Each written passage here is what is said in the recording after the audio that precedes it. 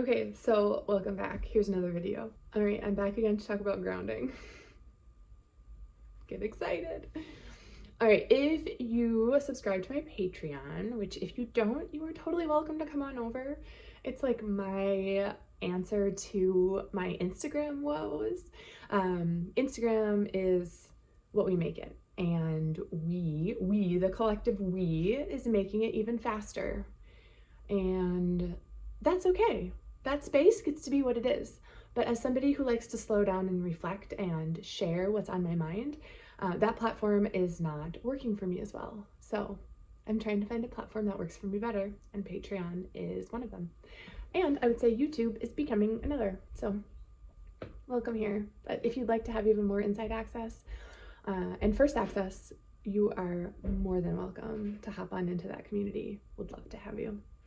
So let's get started. If you are in my Patreon, you will know that I feel very adrift right now, which is funny because a couple months ago, I told my therapist, I am like a boat in the harbor and I have all these anchors on me and I'm cutting these anchors off one at a time because a boat might feel safe in the harbor.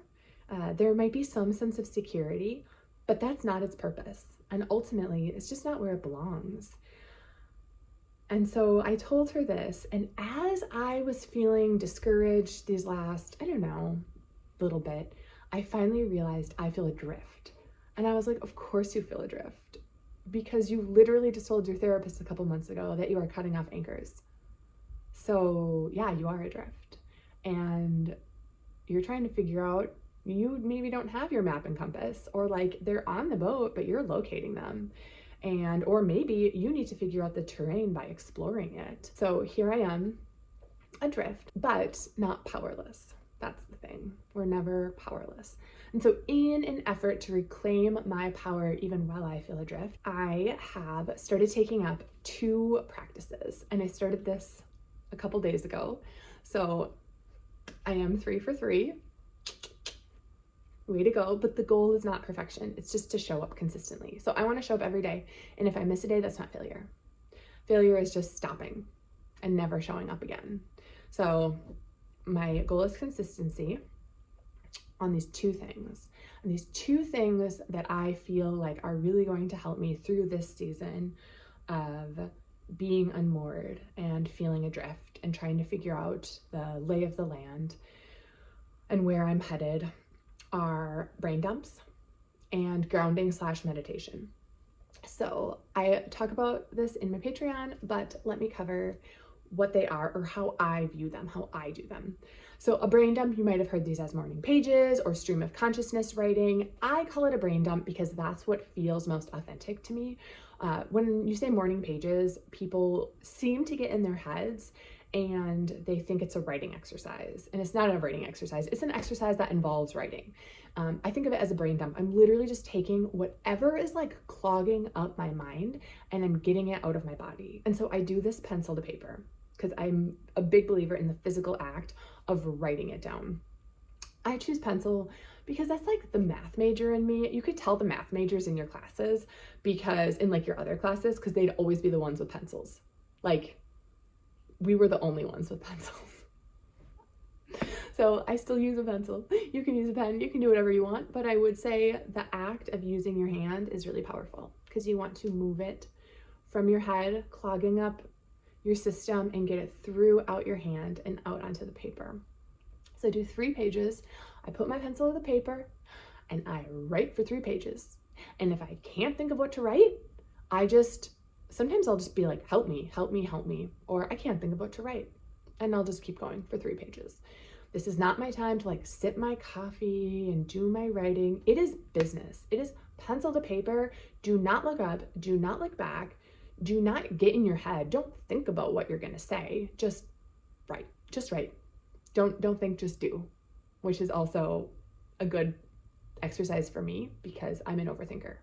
I'm a thinker and a feeler, and I need to be doing more doing. So brain dumps are perfect for that. Plus they just get the crap out of the way so that you can just go about your day. You don't need that stuff clogging up your mind. Get it out and onto the paper. So I do that. I'm also not a morning person. So like, I just kind of do that whenever I can. Maybe like mid-morning. I don't know.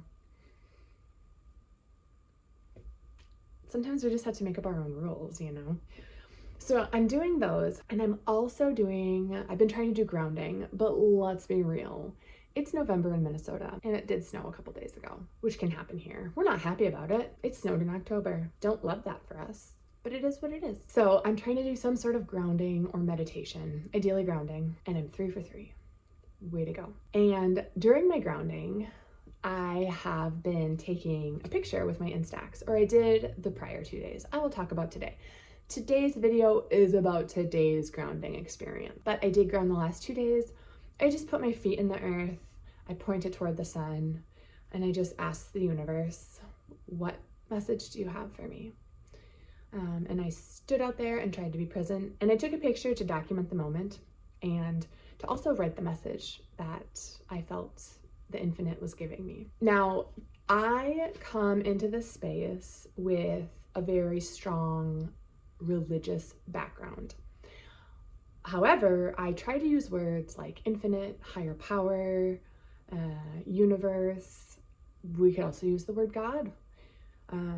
I don't want you to not enter into this space because you don't feel welcome because of my language. So I try to be cognizant of that because yes, I do have a very strong religious background, but my relationship with religion is very complicated right now. I have been hurt by religion. You maybe have too. In fact, you probably have. And so I want to be very aware of that.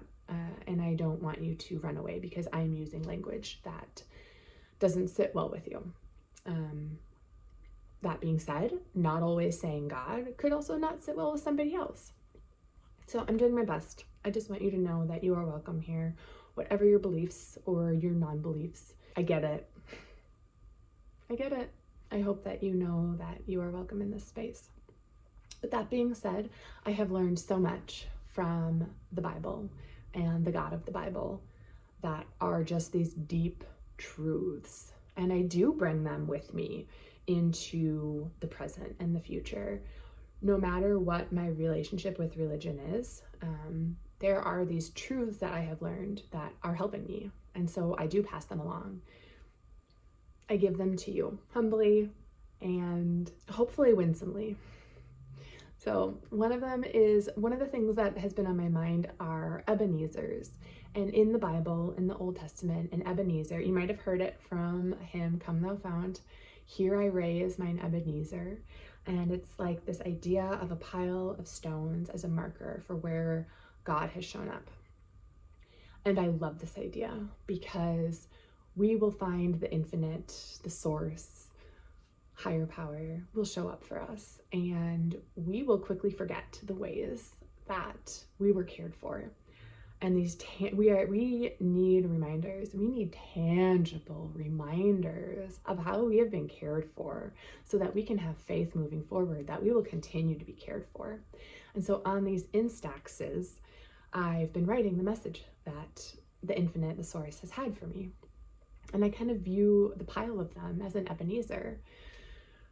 So that's what I've been engaging in. Today is Wednesday, so I had my therapy appointment. And I was telling her how I feel adrift and, saying how fitting that is because a couple months ago, as you remember, I said I feel like a boat in the harbor cutting my anchors off. So of course I feel adrift. And I was telling her, she was like, well, what are you doing about this? And I was telling her about the brain dumps and the grounding exercises, and she approved. And she was like, well, when you're grounding, are you viewing your feet, your body like rooting down into earth? And I said, no. But how fitting is that? Because in the art lab, our prompt this month is Apollo and Daphne, sculpture by Bernini. And it is the moment. And every month, like the artist just comes to me. Like usually somebody will talk about it. It will come to me. And in this Apollo and Daphne sculpture, it's the moment that Apollo touches Daphne and she starts turning into a tree. And the bark is forming around her torso. And you have the leaves coming up. and you have her toes are starting to root into the earth. She is grounding. Of course, everything is about everything, and I'll never stop saying it because it's so, everything is about everything. So I said, how fitting. So no, I haven't imagined roots coming out from me and going into the earth, but I will. And I was like, duh, I have to do my grounding right after this therapy session. Like, I have to go right out where I did it for that, the one I talked about in my last YouTube video that sparked my art piece for the art lab the month we studied Grandma Moses. I went out, she encouraged me to go yell at the universe, and I didn't. I went out and I softly cried and I whispered into it, I am so mad at you. And that inspired my art piece. And it really has become hollow ground. And there's something about the earth post snow that's like soft and squishy. And you feel like you can kind of sink into it a little bit. And so I went out. Last time I was in shorts and sandals.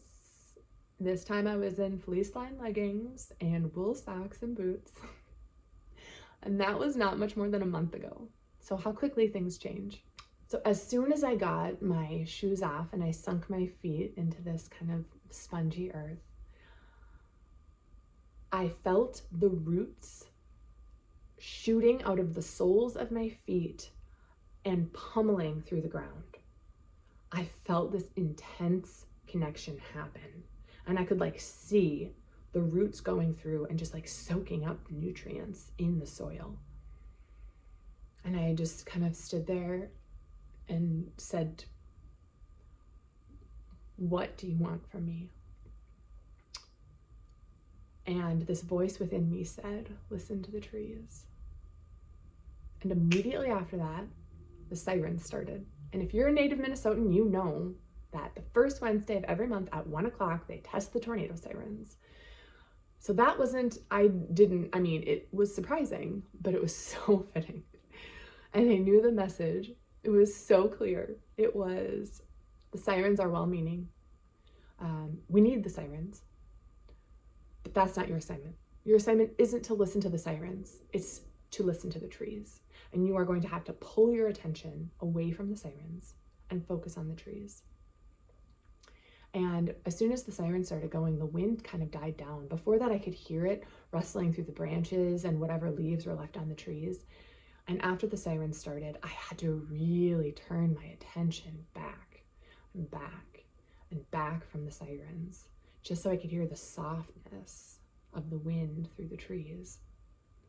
And all of a sudden I heard surrender.